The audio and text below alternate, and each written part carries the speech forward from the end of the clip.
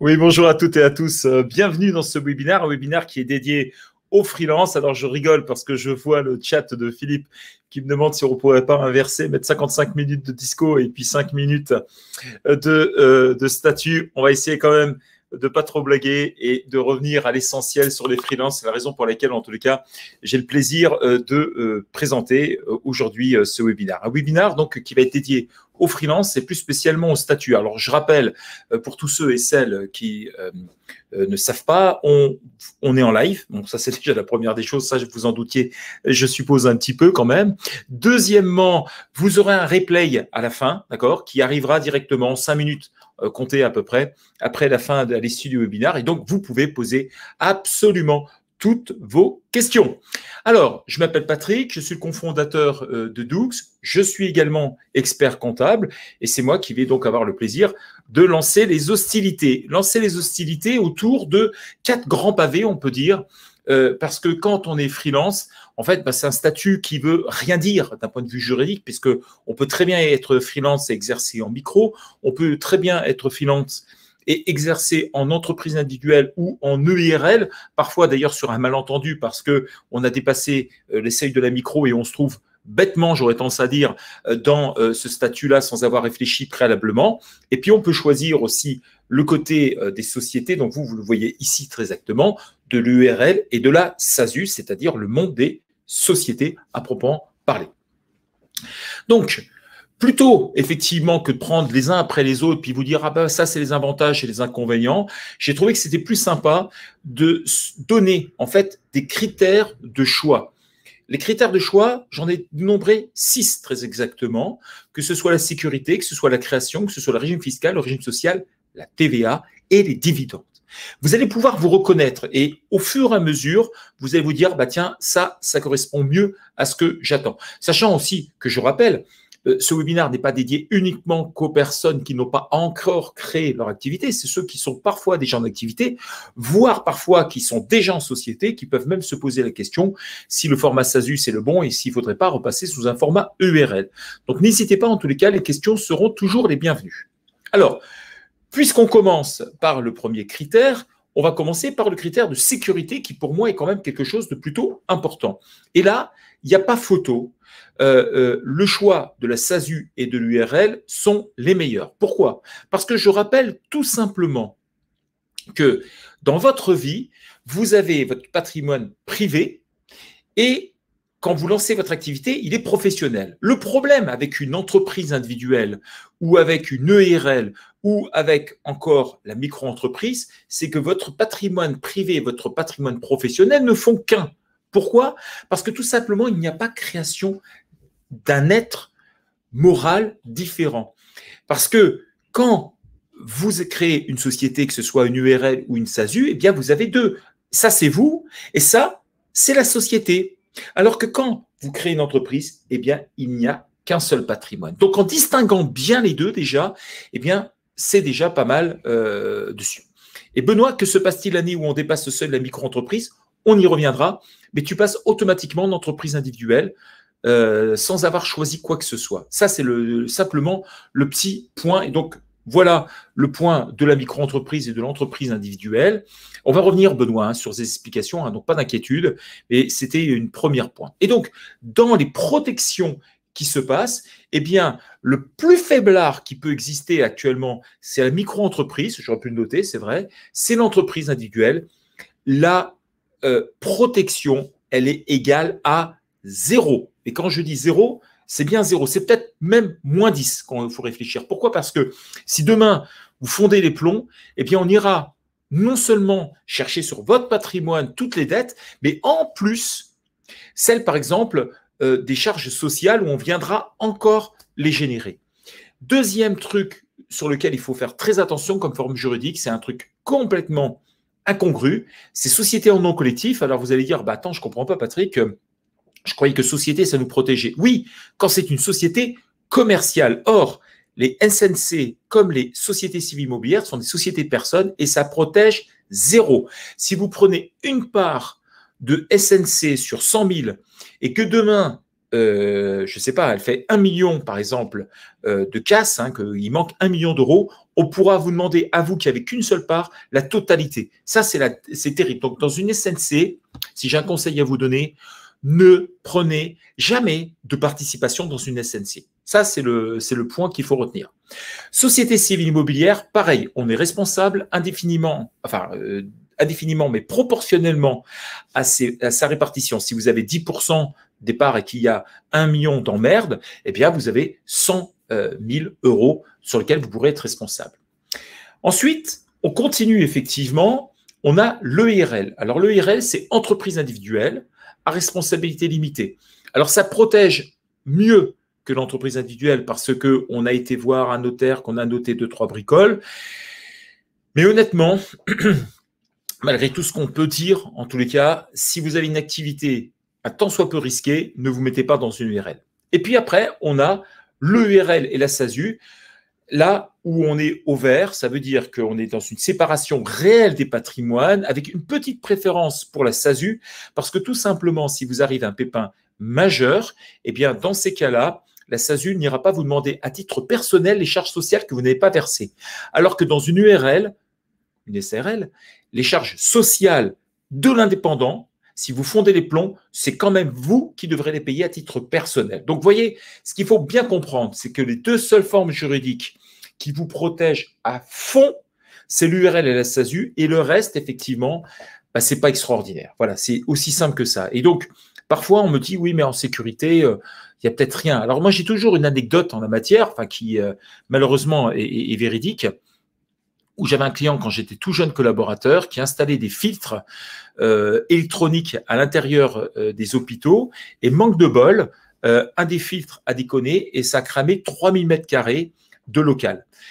Autant vous dire que c'est arrivé dans la nuit du samedi au dimanche, que lundi matin, on discutait justement avec le dirigeant, on avait téléphoné aux assurances et on s'était aperçu que l'assurance n'allait pas jusque-là. Et donc, il a fallu déposer le bilan de la société pour reconstruire une autre société. S'il avait été soit peu en entreprise individuelle, eh bien, c'était fini. Même sa maison, ses voitures, tout aurait été saisi. Donc, pensez bien, en fait, qu'aujourd'hui, le risque que vous avez, il est toujours réel. On ne sait jamais ce qui peut se passer. Ça peut être, vous êtes même en micro-entreprise, vous invitez un professionnel dans votre salon, la personne glisse, chute, se casse quelque chose ou autre. C'est vous qui êtes responsable. Donc, pensez déjà à prendre une assurance responsabilité civile. Beaucoup d'entrepreneurs oublient cette démarche, mais il faut également savoir que au moins une société vous protégera à fond. Lynn, je crois qu'on devient une entreprise individuelle classique, c'est ça. Mais il me semble que ça passe, quand ça dépasse pendant 2 ans, on y arrive, Lynn aussi. On est d'accord avec la RC Pro, c'est fait pour ça. Oui, Gisèle, en théorie, c'est fait pour ça. Sauf que dans tout contrat, tu pourras regarder même ton contrat individuel, tu as toujours un montant maximum. Et au-delà de ce montant maximum, c'est terminé, l'assurance ne suit plus. Voilà, ça c'est un point qui est super important et qu'il faut vraiment retenir. Quand vous êtes assuré, vous n'êtes jamais assuré sur tout. Prenez le cas, par exemple, des gens qui avaient une assurance perte d'exploitation, eh bien, parce que les cas étaient nominativement énumérés, qui étaient incendie, dégâts des eaux, patati patata, le Covid ne faisant pas, eh bien, vous avez vu ce qui s'est passé, les assureurs n'ont pas voulu fonctionner. Et aujourd'hui, ça se bat au niveau du tribunal pour savoir si ça marchera. Alors, je crois que il y a eu des débuts, mais vous voyez très bien qu'une compagnie d'assurance ne vous protégera pas à l'infini. Ça n'existe pas. Voilà. C'est un point qui est hyper important. Ce n'est pas une critique sur les assureurs, c'est juste effectivement que vous devez savoir de quoi il s'agit. Alors, on va, par exemple, maintenant en matière de création, alors, le coup de cœur, il va sur la micro. Pourquoi ? Parce que la micro, c'est la rigolade à créer. Alors, c'est la rigolade à créer, alors que quand on commence à créer des sociétés, eh bien, faut faire des statuts, donc une sorte de contrat avec vous-même et vis-à-vis des sociétés. Donc, les statuts, on peut les trouver à peu près n'importe où. Après, on peut aussi passer par un professionnel, comme Doux, par exemple, pour pouvoir faire ça. Il faut faire un choix fiscal, il faut faire déposer un capital, un journal lance légal, un coût de centre de formation des entreprises, et on reçoit enfin le fameux CABIS. Bon, ça fait pas mal de démarches. Et comme je le disais, soit vous vous débrouillez par vous-même et vous en coûtera à peu près dans les 60-70 euros, parce que dans ces cas-là, les greffes du tribunal de commerce, enfin plus exactement, les CCI prennent de l'argent, soit vous passez par des professionnels dont les prix vont varier entre 150 euros d'honoraires, c'est les nôtres, à 2 000 à 3 000 euros. Enfin, là, il y a une grande plage, bien évidemment, de tout ce qui peut se faire. Et puis, vous n'éviterez pas de payer, bien évidemment, le journalance légal et ainsi que le greffe du tribunal de commerce. Bref, c'est assez épique en la matière, et c'est pour ça qu'en règle générale, je vous conseille de vous orienter vers un professionnel qui pourra vous dire quel est le bon objet social, ce qui vous permettra après, plus tard, d'évoluer de façon beaucoup plus claire, de faire le bon choix de la fiscalité, de la bonne date de clôture et de tout ce qui va avec. Voilà, c'était juste un petit point. Troisième grande catégorie, on va arriver, Benoît, tu verras tout à l'heure, ça répondra super à ta question. C'est la micro et les SASU à l'IR qui sont un petit peu les coups de cœur en régime fiscal. Alors, je rappelle que la micro, que l'entreprise individuelle, que l'EIRL qui n'opte pas l'IS, que l'URL qui est à l'impôt sur le revenu et la SAS à l'impôt sur le revenu, eh bien, ne payent pas d'impôt à proprement parler. C'est-à-dire que le bénéfice que ces entreprises font vont aller directement, alors vous voyez dans ce sens-là, excusez-moi, vont aller directement vers, par exemple, M. Martin qui est le dirigeant. De façon très concrète, M. Martin va devoir payer dans son impôt sur le revenu les bénéfices que ces entreprises ont pu faire. Il n'y a pas de limite, en tous les cas, il n'y a pas quelque chose qui permet d'atténuer. Alors, vous le savez que la micro-entreprise, c'est un système qui est relativement simple, dans lequel vous déclenchez ni plus ni moins le montant de votre chiffre d'affaires et en fonction de des caractéristiques de votre micro-entreprise, vous allez avoir un abattement qui va être plus ou moins important et le montant de ce bénéfice fiscal va rentrer dans votre calcul d'impôt sur le revenu ou éventuellement, si vous ne payez pas beaucoup d'impôt sur le revenu, vous pouvez opter pour justement avoir non seulement un forfait qui soit fiscal, mais également, bien évidemment, le forfait social. Jonathan, si SAS à l'IR, quelle option choisit pour que le prélèvement à la source se fait à moi et non à ma femme? C'est une excellente question, mais ça se passe au niveau de l'impôt sur le revenu, ton choix. C'est là-dessus que tu peux le faire. Dans tes coordonnées, tu vas sur impôt.gouv.fr et c'est vers toi que ça va arriver. C'est comme ça que ça fonctionne. Et donc, pour faire simple, puisque tu parles de Jonathan de la SAS, un impôt sur le revenu, eh bien là, c'est pareil, on prend le chiffre d'affaires, on enlève toutes les charges. Il y a une seule charge dont on ne tient pas compte, c'est le montant de la partie qui est liée à la rémunération, qui n'est pas déductible pour le dirigeant. Donc voilà, ça c'était le principe que toutes ces entreprises vont amener le bénéfice vers le dirigeant et lui faire payer. Maintenant, quand vous êtes à l'IS, eh bien, il y a deux phénomènes. Le premier, d'un côté, vous avez les SASU à l'IS, l'EURL à l'IS et l'EIRL à l'IS qui vont payer leur impôt. De façon très concrète, ces entités payent un impôt. Et M. Martin, lui, ne va payer que sur les revenus qu'il va recevoir. En d'autres termes, si on prend le cas d'une SASU à l'impôt sur les sociétés, eh bien, ce que M. Martin va recevoir viendra en déduction de la base imposable. Donc, dans une société à l'IS, on a véritablement un calcul qui se fait entre d'une part le chiffre d'affaires et d'autre part toutes les autres charges, y compris les rémunérations. Ce qui permet à M. Martin de ne payer que sur ce qu'il prélève. Donc, il y a des avantages, il y a des inconvénients. Par exemple, si on revient sur la micro, les micros, il y a un truc qui est totalement pourri, c'est qu'on ne peut rien déduire. Ça veut dire que si vous vous lancez, par exemple, dans une micro-entreprise, alors je vais prendre la micro-entreprise en e-commerce, par exemple, et que vous achetez des biens pour pouvoir les revendre, vous ne pourrez même pas les déduire.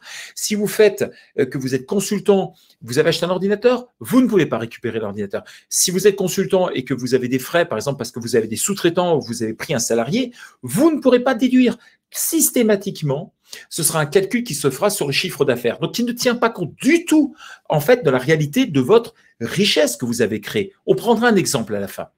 Et puis la SAS, c'est un impôt sur le revenu, c'est pareil, on paye sur un bénéfice qu'on prélève ou pas. Donc vous voyez, c'est quelque chose qui est relativement dur. C'est pour ça que quand on a des emprunts, quand on prélève peu, l'intérêt, c'est plutôt de choisir l'IS et de laisser tomber l'impôt sur le revenu pour ces points-là.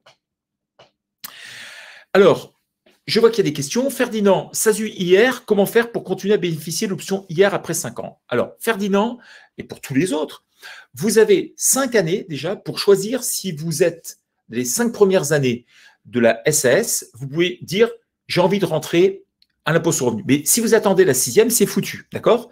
Mais si, au début, vous dites, tiens, je choisis tout de suite l'impôt sur le revenu, pendant 5 ans, vous y avez droit. Vous pouvez aussi choisir la 4e année, comme ça fera 4 plus 5, ça fera 9. Donc 4 années à l'IS, 5 années. Et après, qu'est-ce qui se passe? Eh bien, automatiquement, on retombe à l'impôt sur les sociétés. Donc, on ne peut pas faire d'autre chose, Ferdinand, que de tomber à l'impôt sur les sociétés. Alors, certaines personnes disent, bah oui, mais on n'a qu'à recréer une SASU à l'IR. Non. Alors, tu peux, bien évidemment, mais dans ces cas-là, il faudra faire un transfert d'activité, c'est-à-dire qu'il faudra payer des droits d'enregistrement pour pouvoir le faire. Parce qu'on ne peut pas simplement dire, tiens, hop, j'arrête une société, j'en remets une autre, puis hop, tiens, c'est marrant, c'est la même activité, puis tiens, j'ai repris exactement le même client. Si l'administration s'en aperçoit, il s'agit ni plus ni moins que d'un transfert d'activité, un transfert de fonds de commerce sans avoir payé des droits d'enregistrement. Et ça, l'administration n'aime pas trop. Donc voilà, Ferdinand, le jour venu, il faudra peut-être réfléchir, ou tout simplement, si j'ai peut-être un autre conseil, Ferdinand, c'est peut-être de réfléchir à passer en EURL à l'impôt sur le revenu, transformer ta société, là tu resteras à l'impôt sur le revenu de façon définitive, mais bien évidemment, ce n'est pas les mêmes options. En plus, Ferdinand, il y a un truc qu'il faut vraiment avoir en compte, c'est que dans 5 ans, il est à peu près sûr et certain que la SASU IR aura transformé son régime parce qu'actuellement, l'administration est en train de travailler sur une idée de faire taxer le bénéfice aux charges sociales. Ils sont en train de bosser dessus. Donc, je pense que ce statut va quand même prendre du plomb dans l'aile. José, l'ancien statut auto-entreprise est maintenant ce qu'on appelle micro. C'est tout à fait ça. On parlait avant d'auto-entreprise. Je ne sais pas pourquoi on parle maintenant de micro-entreprise, mais ces 2 termes représentent exactement la même chose. Daniel, peut-on rembourser les indemnités kilométriques quand on est président? Freelance d'une SASU, 0 salarié. Alors, ta question, quand on est président, freelance d'une SASU. Alors, s'il s'agit d'indemnités kilométriques pour te permettre d'aller voir des clients, oui. Pour te permettre d'aller voir des prospects, oui.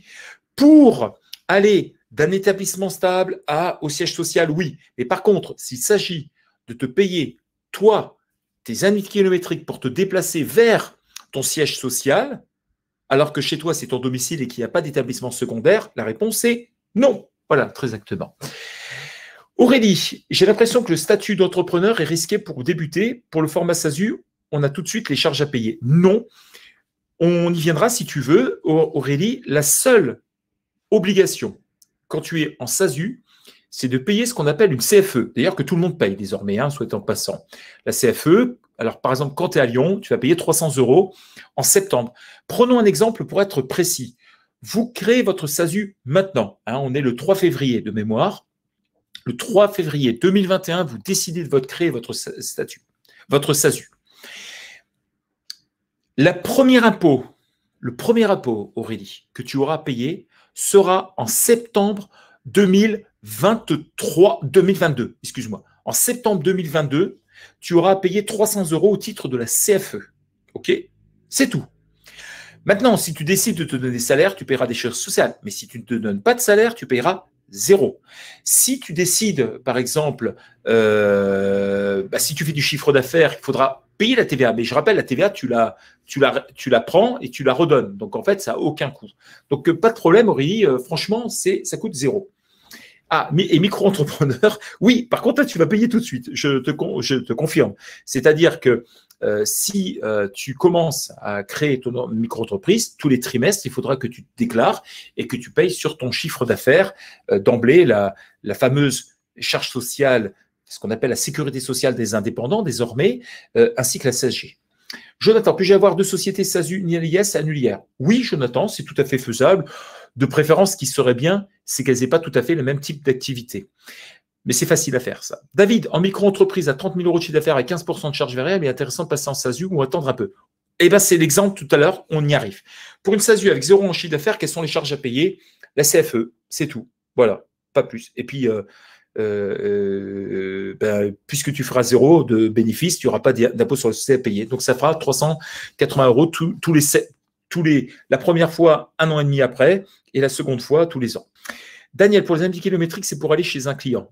Bien évidemment. Là, les ICA, tu les prends sans aucune difficulté. Tu peux rajouter aussi, bien évidemment, si ton siège social est chez toi, Daniel, tu vas rajouter le coût du logement, de l'électricité, c'est-à-dire qu'une partie de ta vie privée, de tes coûts de vie privée, tu vas les passer directement dans ta vie professionnelle, ce qui te permettra de générer du cash sans impôt, sans quoi que ce soit. Voilà.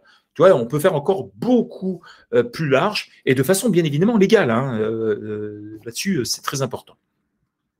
Alors, les impôts. Alors, on y va là-dessus. Je rappelle que sur les micro-entreprises, eh bien, on a un régime qui est relativement simple.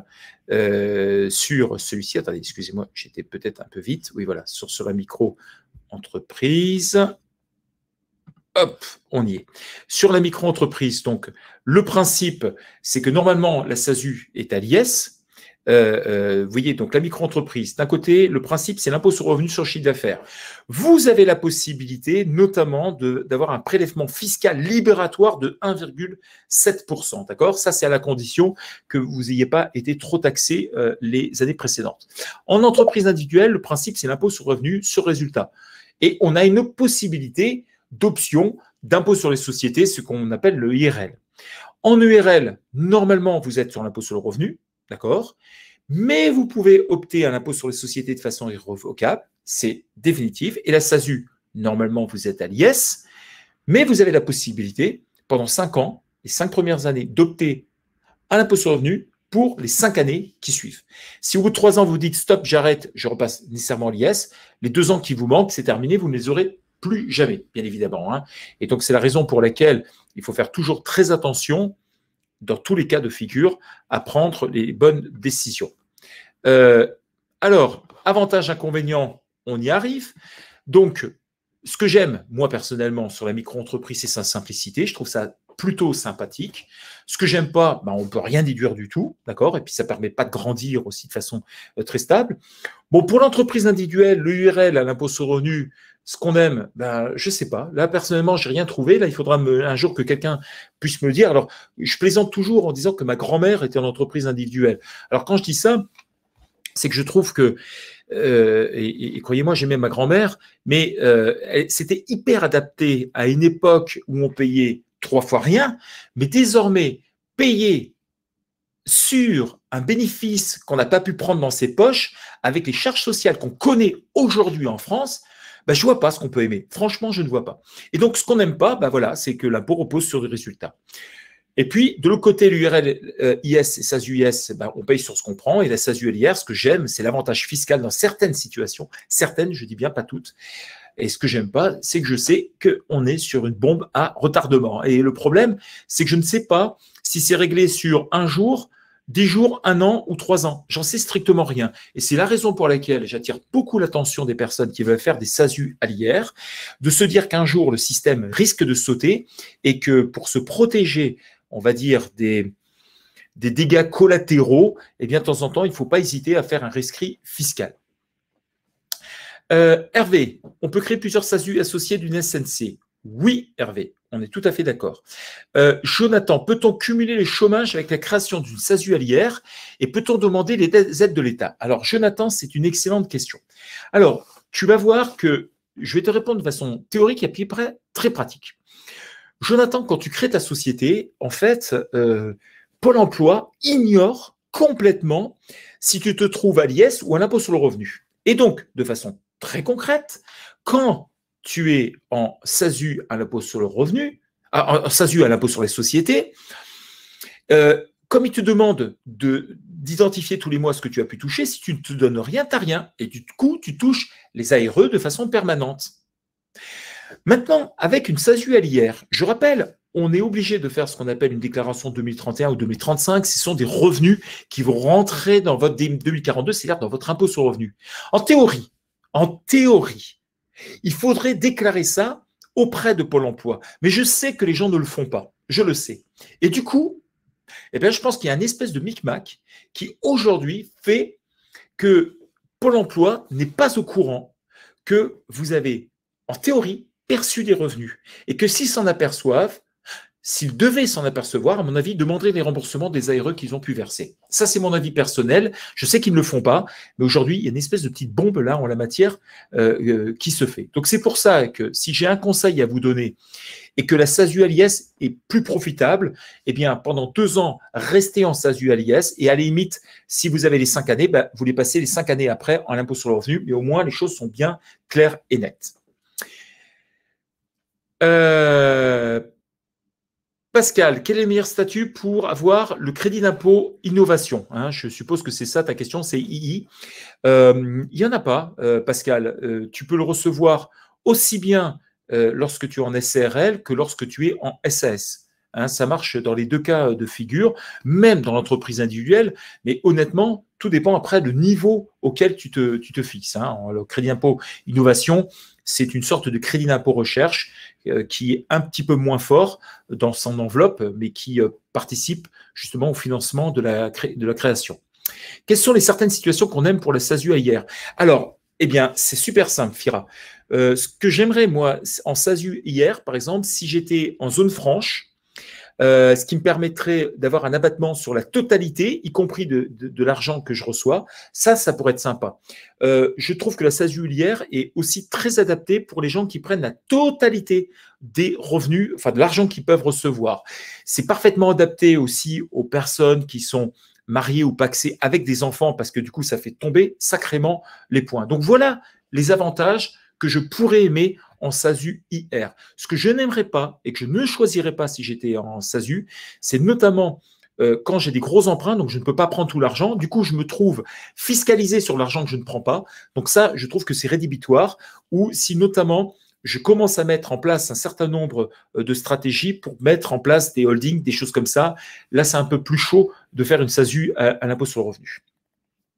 Anthony, quelles sont les démarches auprès de Pôle emploi pour la SASU à l'IS? T'as rien à faire.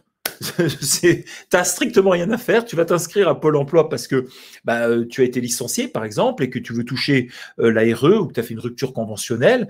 Et automatiquement, par le simple biais, quand tu arrives à Pôle emploi, ils vont te poser la question, qu'est-ce que tu veux faire dans la vie? Si tu leur dis, écoutez, moi, je pense que je vais créer une société, hop, tu es débarrassé déjà de Pôle emploi au niveau des questions qu'ils vont pouvoir te poser. Et deuxièmement, créant ta société, Pôle emploi va savoir que tu as créé ta société et à partir de là, ils te demanderont une actualisation dans un cadre qu'on appelle l'ARE, l'aide au retour à l'emploi, et tu bénéficieras automatiquement de l'ACRE dans ces conditions. Voilà. Max, Pôle emploi demande de déclarer quel type de société si j'ai le papier. Bon, voilà, il commence à se réveiller, Max. Super, je ne le savais pas, là, ça, je ne savais pas du tout. Mais voilà, typiquement, Pôle emploi ne le demandait pas il y a une année. Et c'est vrai que moi-même, j'étais un petit peu surpris de cette situation-là. Bon, voilà, je pense qu'ils ont fini par comprendre que le système était un petit peu pourri, quoi. Voilà. Comment calculer l'impôt si on est en SASU à l'IR? Eh bien, c'est super simple. Tu prends, Daniel, ton chiffre d'affaires, tu enlèves toutes les charges, sauf une. Ta rémunération, elle n'est pas déductible, d'accord? Donc, et de façon très concrète, tu as un résultat qui en ressort et ce résultat va rentrer dans ta base un impôt sur le revenu. Voilà. Si j'ai un conseil à te donner, tu prendras préalablement un espèce de centre de gestion agréé et ça, on sait faire chez Doux, on te donnera. Ça coûtera 300 €. Et voilà, et Alexis dit, et Doux fera une attestation, exactement. Et donc, du coup, ça te permettra directement de le rentrer ensuite dans ce qu'on appelle dans ta 2042, c'est-à-dire la déclaration de post-revenu que tu vas prochainement faire. Fira, merci Patrick. Si je suis dans le cas avec une femme sans travail et 2 enfants, est-ce qu'il y a un résultat à ne pas dépasser pour optimiser les revenus? Eh bien, non, pas spécialement, Fira. Il faut véritablement que tu regardes, tu sais, tu peux faire une petite simulation sur impôt.gouv.fr et si tu rentres là, tu verras. Mais quelqu'un qui a 40-50 000 €, en règle générale, il est plutôt assez peinard quand même dans une SASU à l'IR. On verra tout à l'heure justement ces différents points. Alors, le régime social, on va en parler. Le régime social, c'est un régime qui est un peu spécifique, où là, il y a 2 grands mondes. Deux grands mondes, pourquoi? Parce que d'un côté, j'ai mon régime général de la sécurité sociale que vous connaissez quand vous êtes salarié et qui est le même pour les présidents, pour les directeurs généraux de SAS et de SASU. Et de l'autre côté, j'ai un autre monde, celui des travailleurs non salariés. Alors, à terme, sans doute que tous ne feront qu'un, mais pour l'instant, il y en a bien deux, d'accord? Et dans les TNS, travailleurs non salariés, on va retrouver naturellement les gérants majoritaires de URL, les gérants majoritaires de SARL, les entreprises individuelles, les EIRL, les micros. Alors, c'est deux régimes. Ça ne veut pas dire que ça se calcule de la même façon, les cotisations, mais ça veut dire que ce sont deux régimes complètement différents.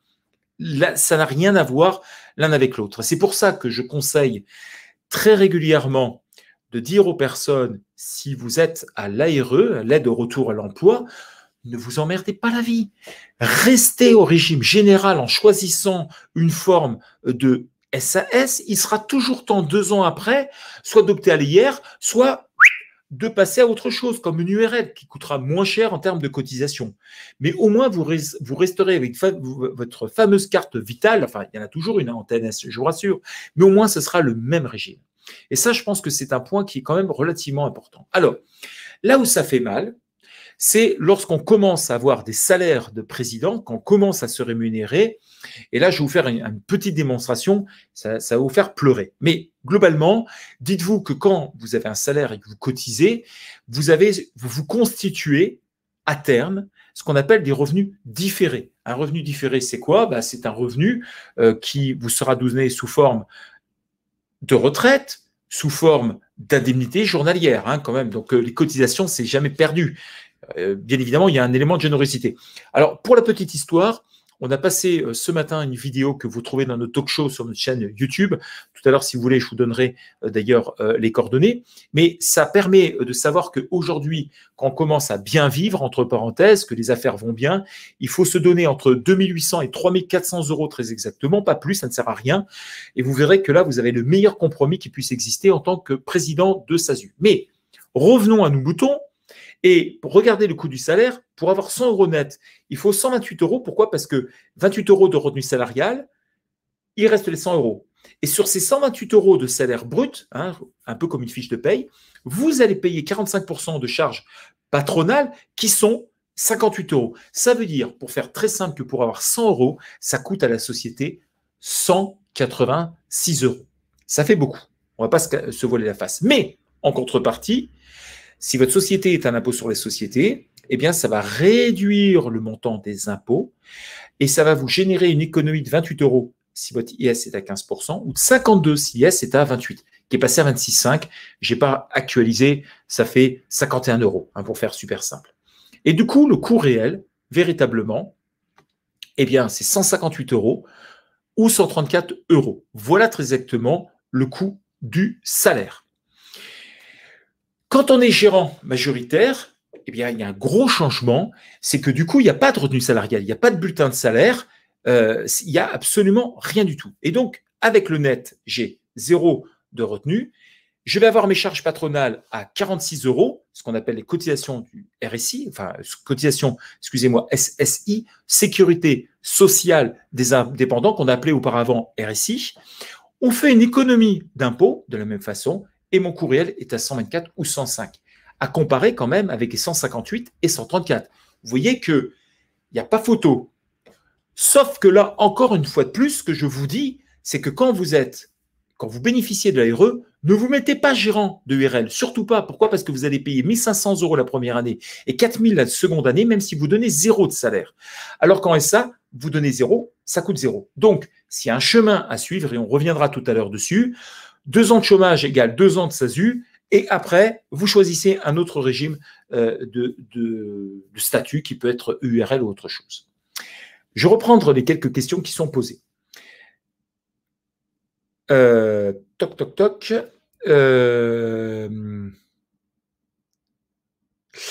Oula, il y en a beaucoup plus que je pensais. Alors, Hervé, pourquoi Dux refuse la SCI à l'IR? C'est dommage. Oui, c'est vrai, Hervé, on refuse pour l'instant. Pourquoi? Parce qu'on fait toutes les sociétés civiles immobilières à l'IS, mais pas l'impôt sur le revenu, parce que l'IR, c'est quand même beaucoup plus facile. sauf quand c'est les sociétés, mais on travaille dessus, Hervé, et normalement, 2022, on fera les sociétés civiles immobilières à l'impôt sur le revenu avec une nouvelle application, ça devrait déchirer. Pascal, quel est le montant minimum sécuritaire pour créer une entreprise? Si tu touches le chômage, Pascal, j'aurais tendance à dire que au moins pendant 2 ans, tu peux déjà vivre avec l'ARE, te lancer, et si tu crées par exemple une SASU à l'impôt sur les sociétés, eh bien tout l'argent qu'elle pourra faire, ça se mettra dans ta société. Et puis si ça foire, eh bien, tu te diras, je passe à faire autre chose. Je pense, Pascal, honnêtement, alors je ne sais pas quelle est ta situation actuelle, mais que créer une société en France est devenu hyper sécuritaire avec le système de l'ARE. Bon, tout le monde n'en bénéficie pas, mais pour ceux qui en bénéficient, ça veut dire à peu près 90% à mon avis des créateurs d'entreprises en France, c'est le système le plus fantastique qui puisse exister. Donc allez-y, franchement, il faut y aller, vous n'avez strictement rien à craindre en la matière.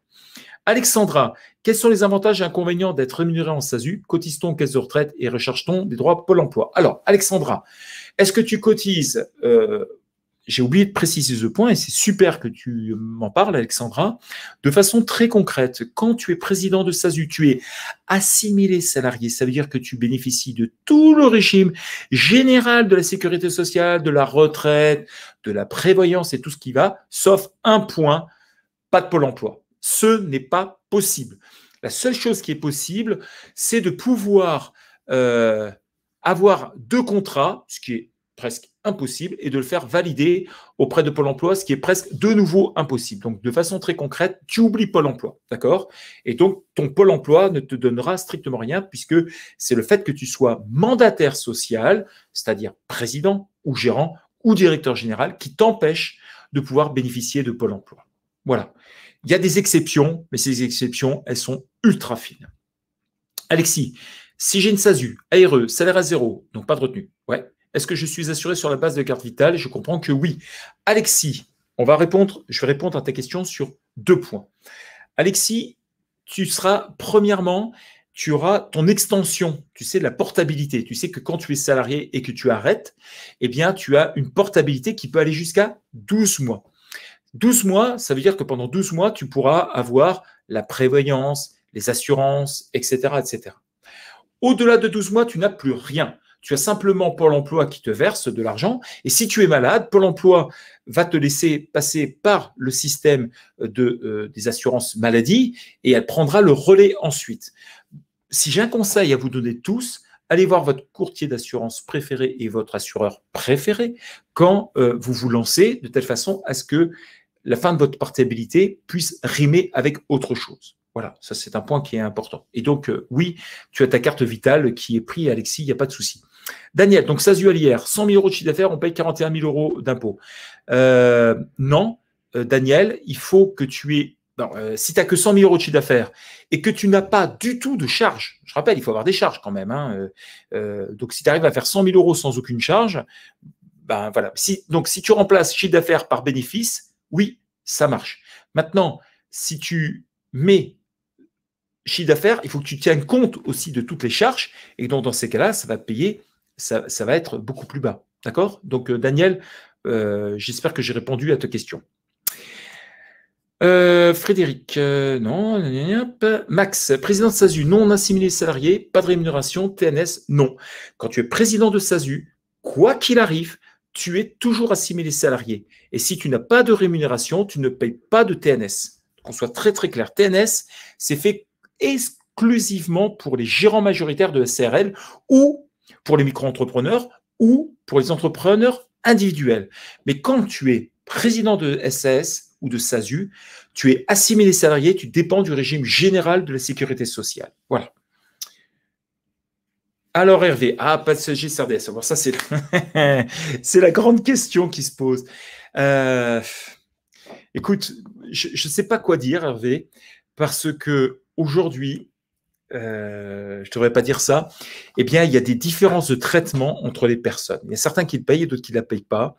Aujourd'hui, ça craint un peu, et c'est vrai que le système de la SASU hier, aujourd'hui, n'est pas très clair en la matière. Voilà, c'est juste ce petit point que je voulais évoquer. Par contre, ce qui est sûr et certain, et qu'il faut bien comprendre, Hervé, c'est qu'à partir du moment où tu as payé, c'est là où c'est super complexe. Je vais vous citer juste quelques exemples pour que vous compreniez bien.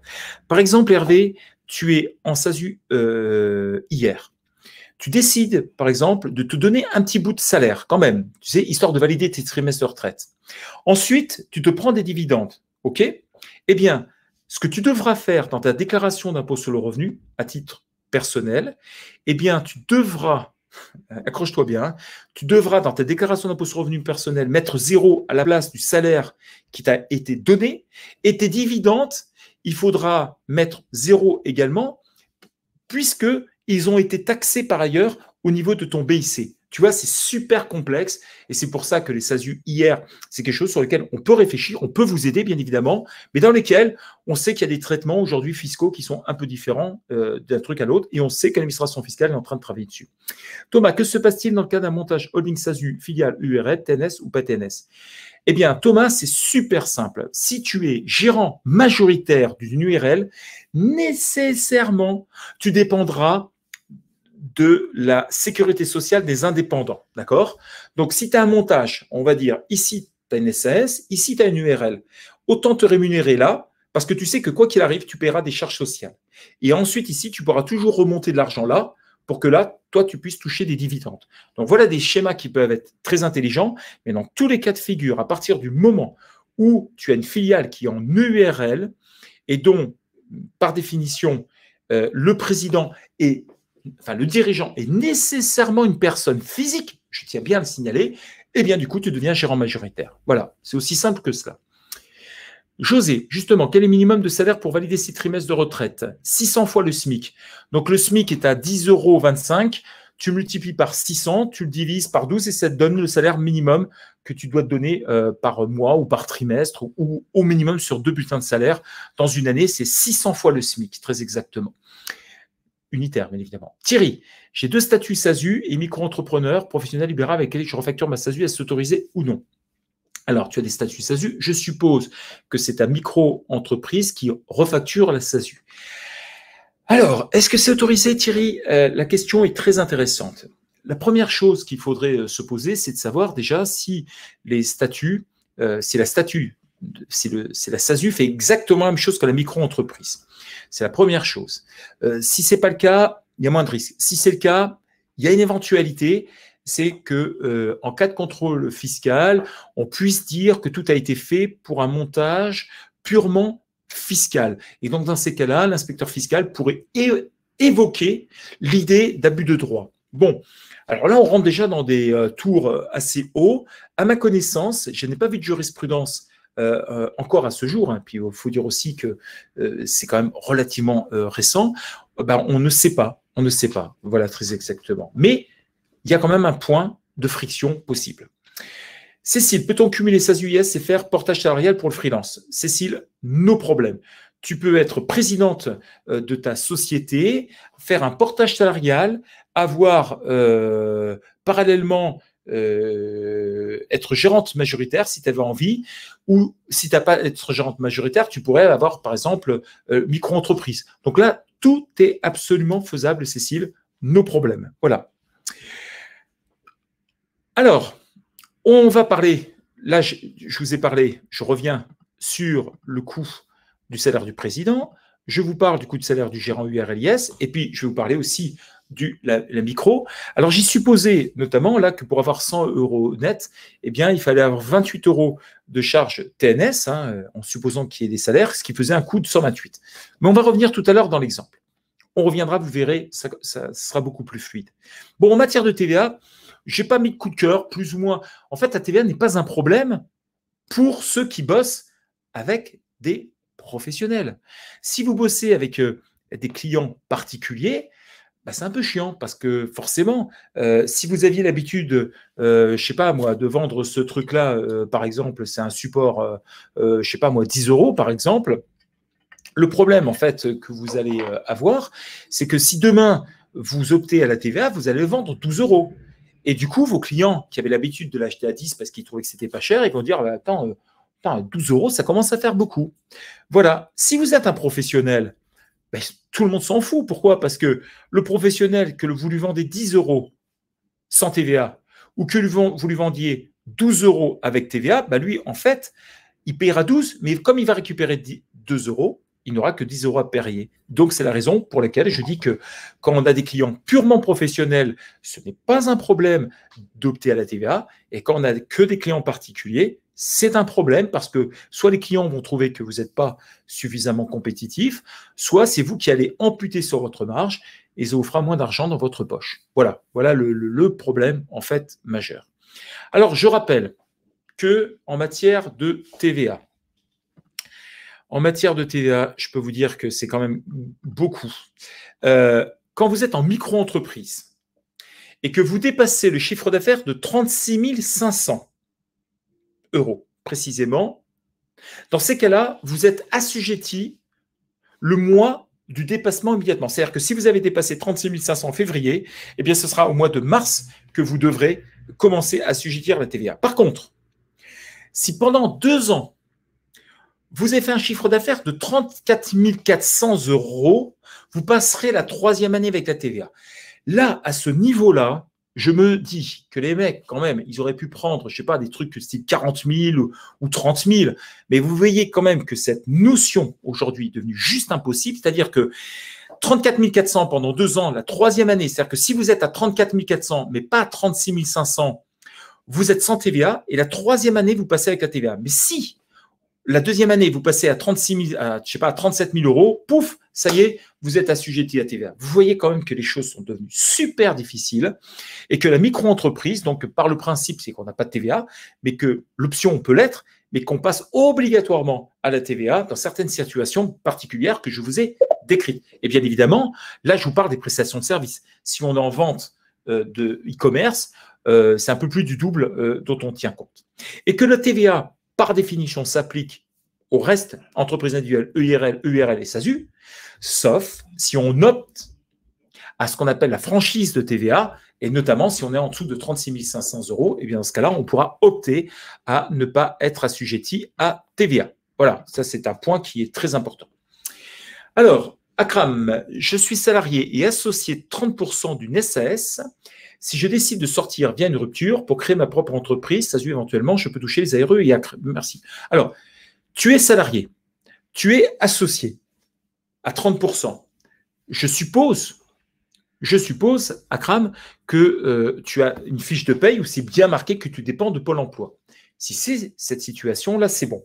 Et bien évidemment, tu n'es pas directeur général, tu n'es pas président. Hein, ça, c'est très important parce que si tu l'es, ça soulèvera une difficulté. Alors, aujourd'hui, oui, tu pourras toucher l'ARE et l'ACRE. Il pourrait y avoir un problème, un petit problème, un seul, entre parenthèses, c'est que Pôle emploi te dise « Oui, mais attendez, vous étiez associé, mais est-ce que vous avez fait une demande, patati patata, pour savoir si vous dépendiez bien de Pôle emploi ?» Donc, le risque, il est de 1 ou 2%, il n'est pas à 0. Mais là, normalement, si tu as bien tes bulletins de salaire, que les choses ont bien été faites, que tu n'as pas, notamment, tu n'as pas d'accès à la banque ou des choses comme ça, normalement, tu devrais en bénéficier directement. Et si ce n'est pas le cas, eh bien, il faudra faire appel à une commission pour qu'ils se réunissent et qu'ils voient bien que tu étais dans un esprit de salariat. D'accord ? On est bien d'accord à craindre que, bien évidemment, c'est personne de ta famille qui a 70%, quoi, hein, pour que les choses soient très claires aussi, pour pas que ce soit repris par Pôle emploi. Alors, bon, donc Akram, nickel. Les dividendes, maintenant, il n'y en a qu'une seule, on va faire vite, c'est les SASU qui sont possibles. Pourquoi ? Parce qu'en URL, c'est mort. C'est limité à 10% du capital, plus le montant moyen des comptes courants. Autant vous dire que c'est cuit. Alors, ça ne veut pas dire qu'au-delà, on ne peut pas se donner, mais toutes les sommes qui seront données au-delà de 10% du montant des capitales seront assujetties à charges sociales. Pour faire ultra simple, vous avez fait un capital de 1 000 euros dans une URL, vous avez droit à 100 euros de dividendes par an. 100 euros, d'accord ? Si vous donnez par exemple 1 000 euros, eh bien les 900 euros seront taxés non seulement à la flat tax à 30%, mais en plus il faudra rajouter 35%. Je ne sais pas quel est le fou qui peut prendre des dividendes dans ces conditions dans une URL à l'IS. Ça n'a pas de sens du tout. Quand on est en SASU, ça change absolument tout. Le SASU, c'est les 30% de flat tax ou l'autre choix de la progressivité avec l'abattement de 40%. Mais c'est pour ça que quand on veut avoir des dividendes, notamment c'est parfait quand je vous disais tout à l'heure que quelqu'un qui crée sa société, qui trouve que ce qu'on va lui donner tous les mois n'est pas suffisant, eh bien, il peut compléter avec des dividendes s'il en SASU, un impôt sur les sociétés ou un SAS. C'est un point qui est important. Et donc, voilà les questions. Est-ce que je me donne une flat tax ou est-ce que je me donne la CSG? C'est des considérations qui sont importantes, mais qui permettent effectivement de voir que du coup, pour avoir 100 euros net, il faut avoir 142 d'un côté avec la flat tax, et que pour avoir 100 euros net, il faut avoir 121 quand on n'est pas imposable.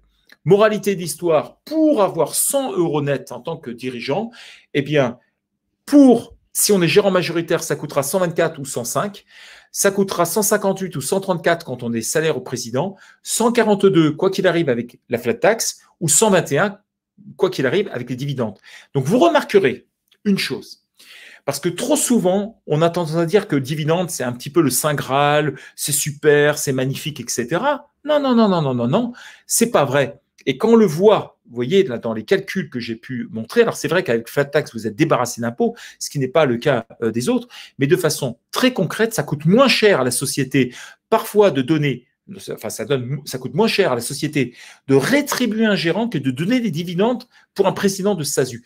Donc c'est pour ça, j'anime un webinar sur la façon d'optimiser ses rémunérations. On a fait aussi des talk shows, etc.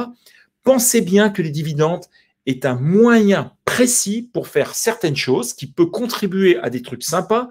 Tout dépend de son impôt sur revenu, tout dépend de sa situation. Si vous êtes à l'ARE d'une façon ou d'une autre et que vous voulez améliorer vos revenus, les dividendes, c'est parfait. Mais ensuite, eh bien, il y a d'autres formules qui permettent, en tous les cas, d'avoir quelque chose d'un petit peu plus sympathique.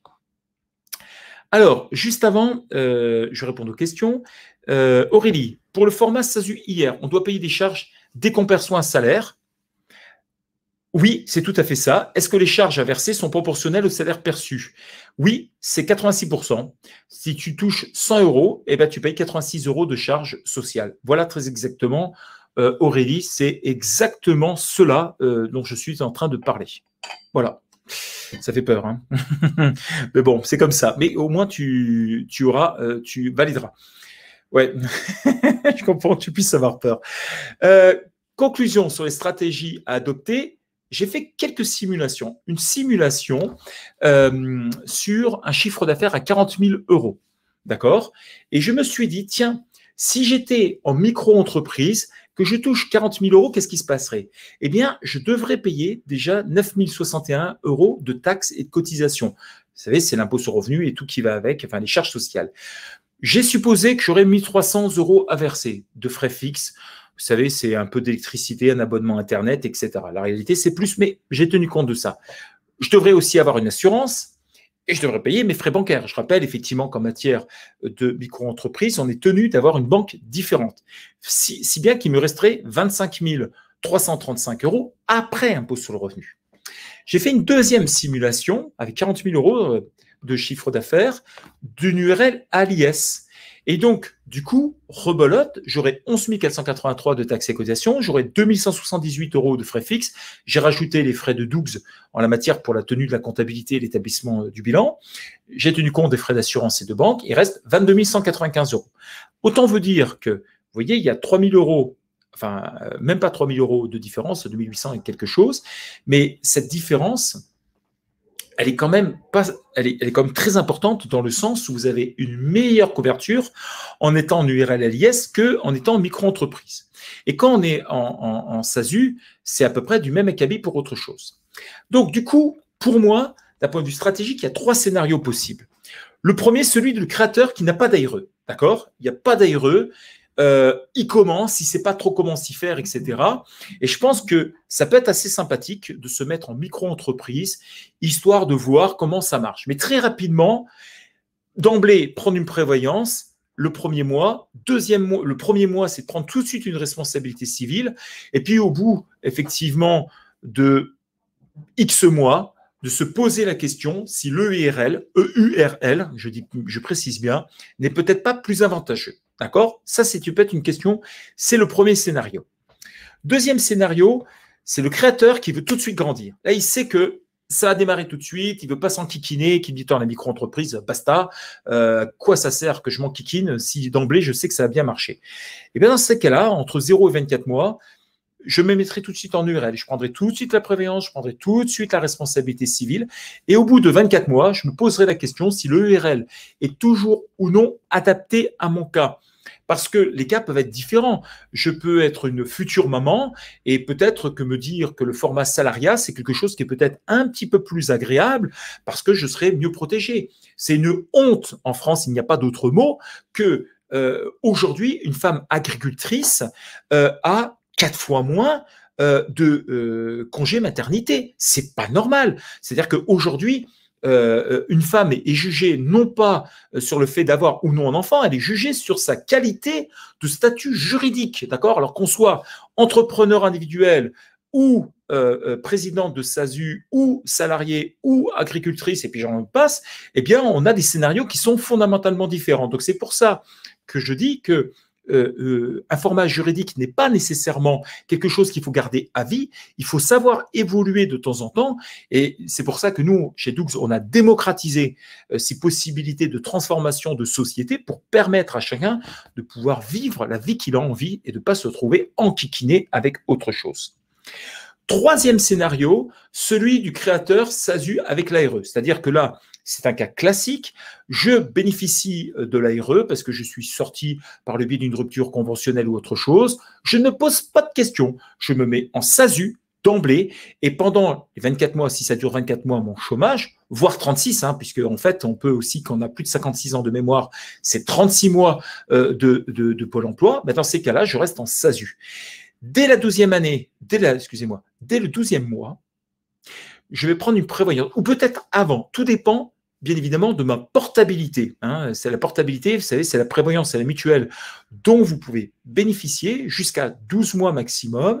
Et donc, là, je suis peinard. Et dès que ça s'arrête, la portabilité, immédiatement, il faut qu'il y ait une prévoyance. On ne sait jamais ce qui peut arriver. Et puis, le 15e mois, c'est une supposition, vous pourriez arrêter dessus. Si j'ai envie de compléter, parce que j'estime que mon ARE n'est pas suffisante, eh bien, je me touche des dividendes au passage si je suis à l'IS. Et puis, au bout du 24e mois, le 25e mois, le 26e mois, est-ce que j'opte à l'impôt sur le revenu? Ça peut être une solution. Est-ce que je me transforme en URL? C'est une autre solution. Vous voyez, il faut être souple et il faut savoir en fait avoir des prospectives d'avenir. Lina, est-ce que quand on prend un expert comptable dès la création d'entreprise, celui-ci peut faire les démarches pour demander l'ACRE à ma place, remplir les formulaires, etc. Oui, Lina, tout à fait. C'est ce qu'on fait, nous, de A à Z. Pascal, et le statut jeune entreprise innovante? Ah ben ça, c'est encore autre chose, Pascal. Là, on rentre dans ce qu'on appelle effectivement des rescrits fiscaux, où on va demander en fait ce statut de jeune entreprise innovante. C'est excessivement difficile à obtenir, Pascal. Tu auras facilement le crédit d'impôt innovation si tu fais de l'innovation, bien évidemment. Tu auras un petit peu plus difficilement, mais c'est plus simple, la qualité de crédit d'impôt recherche, très exactement. Et si tu vas avoir la qualité de JUI, là, ça commence à être un petit peu plus costaud, Pascal. Mais c'est faisable, bien évidemment. Mais ce n'est pas nous qui allons le faire. Il faudra passer par une société indépendante pour pouvoir le faire, parce que sinon, c'est trop compliqué à mettre en œuvre. Mais par contre, nous, on sait après le transformer et on sait donner les documents qu'il faut pour pouvoir le faire. Alors, le passage de SASU-URL est-il compliqué? Non, ce n'est pas très compliqué, c'est très simple, j'aurais tendance à dire. Combien ça coûte? Allez, 1000 euros, un peu plus de 1000 euros. Voilà, très exactement, Thomas, puisqu'il faut faire un rapport de transformation, ça coûte peut-être même moins cher que ça. Mais c'est simple, Thomas. Frédéric, mieux vaut se payer un peu pour allonger l'ARE ou attendre et distribuer? Frédéric, c'est une excellente question. Soit deux solutions. Soit tu te trouves avec un compte de résultat qui est relativement important et j'aurais tendance à dire, prends plutôt une rémunération qui vont taper dans de l'IS à 26,5 maintenant désormais, et ça va rallonger ton ARE. Ça, c'est mon avis personnel. Lina, est-ce que votre solution d'expertise comptable en ligne comprend le dépôt des comptes annuels? Oui, Lina, aussi. On fait, je rappelle, comptabilité, juridique, fiscalité, droit social, création de société, dépôt des comptes annuels, absolument tout. Voilà. Et assemblée générale, hein, c'est dans le cadre d'une assemblée générale d'approbation des comptes. Et ça coûte 50 € pour faire très simple, assemblée générale d'approbation des comptes avec dépôt. Daniel, SASU LIR, on paye l'impôt sur les bénéfices même si on laisse l'argent dans l'entreprise. Oui, Daniel, tu as tout à fait compris. Qui peut créer une GUI? Alors, Pascal, on ne crée pas une GUI, on crée une société qui fait la demande par le biais d'un rescrit fiscal d'une jeune entreprise innovante. Voilà très exactement. Ce n'est pas un statut d'être GUI, hein, qu'on soit d'accord. Hein. C'est simplement une qualité fiscale et donc c'est par le biais de le fait. Donc quand on crée une entreprise, une SASU par exemple, eh bien on va lui donner tous les attributs pour que dans les statuts ce soit propre et net. Et ensuite, après, il y a une demande pour avoir la qualité de GUI. Voilà, Pascal. Abdesamed, pardon. Ma société va dégager 100 000 € de bénéfices par an. Bravo. Quel statut pour sortir un max argent? Eh bien, la SASU me paraît mieux appropriée. Notamment si tu bénéficies d'ARE, ça peut être fait. Oui, Pascal, on peut avoir une SASU et demander les GUI, bien évidemment. C'est la meilleure forme juridique d'ailleurs qui puisse exister. Max, profite de l'ACRE la première année. Voilà, sur les gros salaires si possible. Alors, pas tout à fait. Alors, Max, il faut savoir que l'ACRE est donné jusqu'à un certain montant. C'est-à-dire que, de mémoire, jusqu'à 2 000 €, on a 100% du maximum de réduction de charges sociales. Et après, crescendo, ça tombe, et puis après, ça tombe à zéro. Hein, j'ai plus les chiffres en tête, mais si Frédéric a besoin, on pourra lui donner. Fira, en fait, en fin d'exercice en SASU LIR, il ne reste plus rien sur le compte de la société. Si, il reste tout ce que tu veux. Tout dépend après de ce que tu veux faire. Si tu veux bénéficier, si tu veux profiter, plus exactement, avoir les meilleures performances de ta SASU LIR, oui, il faut mieux prendre le maximum d'argent. On est tout à fait d'accord. Mais si ta société ne peut pas, eh bien concrètement, peut-être que la SASU LIR n'est pas le meilleur message qu'il faut avoir. Donc ça, il faut vraiment y penser dessus. Donc ça, je pense que c'est très important de bien avoir en tête, Fira. Si tu penses que ta SASU, tu prendras le maximum d'argent, voilà. Et voilà, c'est au pass, voilà, c'est un bon seuil déjà, Max. On est tout à fait d'accord. Ziad, je viens de faire une SASU IS. Je vais toujours l'ARE pendant 2 ans, d'accord? Est-ce que je peux avoir des rémunérations en plus de l'ARE pendant ces 2 ans? Oui, tu peux, mais dans ces cas-là, il faudra que tu t'actualises auprès de Pôle emploi qui vont réduire le montant de tes allocations mensuelles pendant 1 mois ou 2 mois, enfin tout dépendra de la somme que tu te donneras, et normalement, ils doivent te les restituer à la fin, si bien qu'au lieu d'avoir, par exemple, 24 mois, eh bien, tu te retrouveras peut-être avec 27 mois. Voilà. Polo, pour créer une SCI, quel statut d'entreprise principale est-il le plus intéressant? Au-dessus, tu veux dire SASU ou SRL, ça marche dans les 2 cas de figure, pas dessus, ou URL et SASU. Franck, possible d'avoir un lien pour suivre un replay? Oui, Franck, tu n'as même pas besoin de faire quoi que ce soit, ça va t'arriver tout seul, le replay. Autre question, si je prends la SASU, je paye trop de charges. Si pendant 2 ans, tu touches Pôle emploi, non, ça ne te coûtera rien. Et c'est là-dessus qu'il faut avoir en tête, c'est que la SASU ne coûte rien quand on a l'ARE. Dès qu'on commence à se donner des salaires, on commence à pleurer à ces moments-là. David, en micro-entreprise, à 30 000 € de chiffre d'affaires et 15% de charges variables, il est intéressant de passer en SASU URL. Je n'ai pas vu la réponse dans les slides. Je l'ai fait avec 40 000 et 30 avec des charges variables. Ça se discute, David, ça se discute.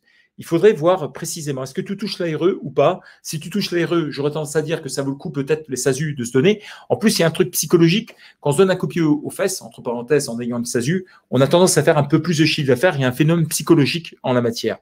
Mais d'un point de vue purement technique, je pense que c'est un peu limite quand même. Ouais. Et tu es encore là, parce que tu es en ancien régime de la micro. Reste comme ça. Et l'année prochaine, pose-toi la question, David. À ce moment-là, ce sera peut-être plus simple.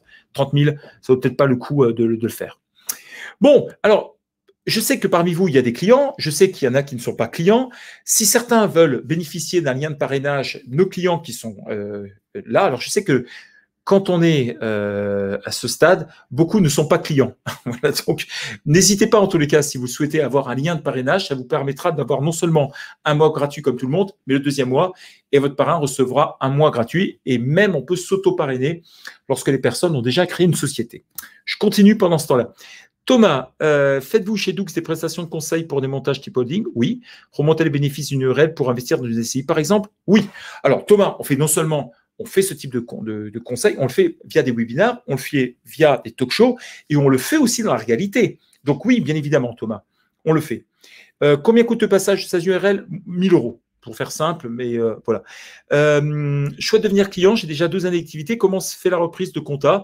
C'est super simple, Thierry. Il suffit, en fait, premièrement, tu t'inscris tout simplement d'abord sur Doux. Tiens, ben, il y a Pierre qui a été rapide, voilà, qui pourra te donner. Tu testes pour savoir si ça te convient. Il y a le mois, il est fait, il est gratuit, quoi qu'il arrive. Et ensuite, on écrit aux confrères experts comptables pour reprendre le dossier. Et le dossier nous est envoyé dans un format qu'on appelle FEC, c'est pas très joli, fichier d'écriture comptable. Voilà ce que ça veut dire. Voilà. Et Hervé, si tu n'es pas client, par contre, on peut te solliciter pour des conseils de montage, mais il faudra payer une prestation. Là, c'est clair et net, par contre. Franck, je suis actuellement en CDI, possible de créer une SASU ou en URL en parallèle? Bien évidemment. Et Franck, dans ces cas-là, tu ne crées pas de URL, surtout pas. Fais une SASU. Comme ça, tu pourras toucher les dividendes et ça t'évitera de payer des charges sociales en URL, puisqu'a priori, tu ne pourras pas faire et c'est totalement autorisé. Alors, Franck, qu'on soit bien clair, il faut regarder ton contrat de travail. Si Franck, par exemple, tu es militaire, je dis ça, dans ce cas-là, on n'a pas de CDI quand on est militaire, mais si tu étais militaire, par exemple, il y a une sorte d'interdiction. Il y a certains métiers où c'est interdit de faire. Mais si ton contrat de travail ne mentionne pas cette typologie de situation, il n'y a pas de souci, tu peux le faire. Voilà. Bon, Alexandra, dossier FEC qui peut être réclamé en cas de contrôle fiscal aussi. Oui, c'est tout à fait ça, Alexandra. C'est aujourd'hui, tous les contrôles fiscaux désormais se déroulent sur un fichier FEC, fichier d'écriture comptable, dessus. Et Philippe qui me dit, peut-on réécouter un peu de Brothers Johnson? Allez, Alexis, finalement, la proposition de Philippe d'inverser 55 minutes de musique, 5 minutes n'est pas bonne, 55 minutes, même un peu plus, très intéressant. Bon, Alexis, c'est le mot de la fin, c'est super sympa, Alexis. Et Philippe, tu vas pouvoir le voir de Brothers Johnson, mais par replay, je vais quand même remettre autre chose, histoire de changer un petit peu. Et longue vie au disco. Merci à vous tous. En tout cas, ça a été super sympa de votre participation. Je vois que vous êtes toujours au top. C'est nickel. Allez, je vous dis à très vite, à très bientôt. Puis on va se séparer sur un petit coup de Michael Jackson. Et je vous